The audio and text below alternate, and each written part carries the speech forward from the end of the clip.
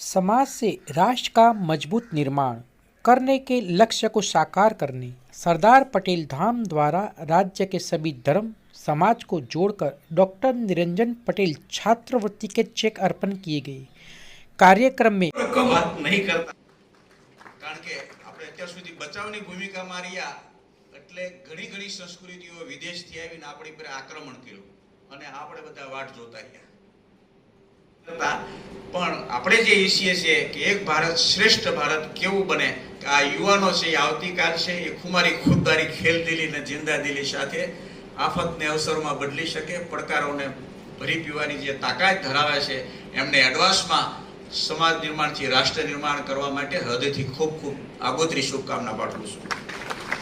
ચિત્તરંજનભાઈને માહિતી મળી તો એ વખતે પણ અક્ષય પાત્ર સંસ્થાને 1 કરોડ રૂપિયા એમણે જાહેર કરીને મોકલી પણ દીધેલા। પરંતુ સૌથી પહેલા આપણા માટે રાષ્ટ્ર છે, રાષ્ટ્ર એ સૌથી પહેલા હોવું જોઈએ।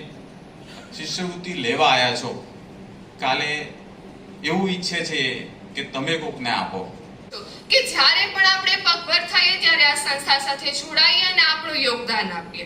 અને આજે હું ખૂબ જ आज सरदार धाम कैरोनी मंदिर में जिस तरह का चित्ररंजन डॉक्टर चित्ररंजन ग्रांट मिली है, क्या कहूँगे? मेरा नाम आर्यन नितिन कुमार पारेख है और मैं इधर विजय मेडिकल कॉलेज में 3rd ईयर में स्टडी करता हूँ। और इधर स्कॉलरशिप के चित्तरंजन भाई पटेल की मदद से जो स्कॉलरशिप मिलती है उसके लिए इधर आया था। तो जैसे कि नरेंद्र भाई मोदी का सपना है कि सबका साथ सबका विकास, इस तरह से कोई भी जातिवाद के बिना इधर सबको स्कॉलरशिप दी गई है। तो इस सराहनीय कार्य के बदल मैं उनको अभिनंदन देता हूँ और इस तरह ही अगर मैं अपने पग पर खड़ा होऊंगा तो आगे इस तरह से मदद करता रहूँगा, ऐसी मेरी आश्वासन है।